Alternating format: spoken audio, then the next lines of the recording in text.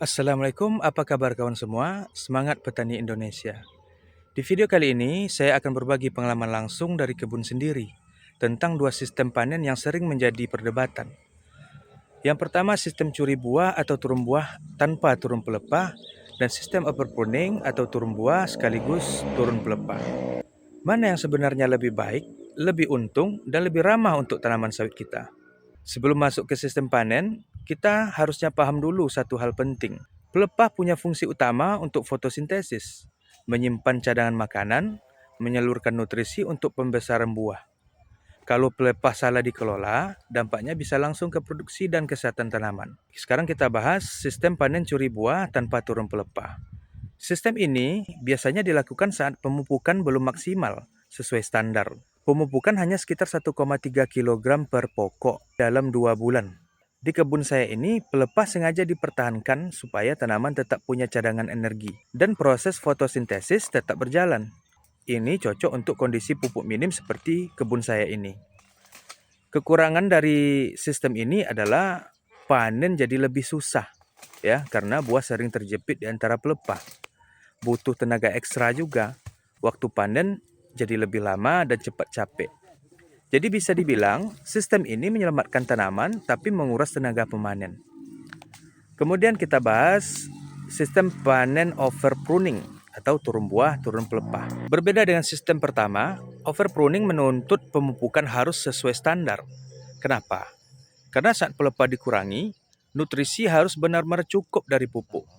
Namun hal ini memiliki kelebihan tersendiri. Kelebihannya yaitu panen jauh lebih mudah.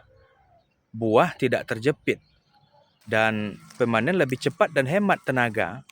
Nutrisi lebih fokus ke buah karena pelepahnya sudah berkurang. Kemudian buah bisa jadi lebih besar dan berat. Kekurangannya, yang pertama adalah kalau pupuk tidak standar atau tidak sesuai dengan takaran aslinya, tanaman bisa stres. Kemudian risiko penurunan produksi kalau salah manajemen sangat tinggi.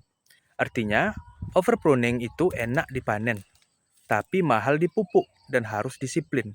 Jika kawan-kawan tidak memiliki cukup nutrisi dari pupuk untuk kebun, maka sistem curi buah akan lebih maksimal, akan lebih efektif. Namun jika kawan memiliki atau bisa menyiapkan nutrisi dari pupuk, maka overpruning akan lebih baik. Kembali lagi pada kondisi kebun kawan masing-masing. Karena tujuan kita sebagai petani adalah mendapatkan hasil yang maksimal. Benar kan? Jadi, sebagai petani, kita tidak boleh asal pilih cara menurut si A atau si B. Kita harus paham kondisi kebun yang kita miliki.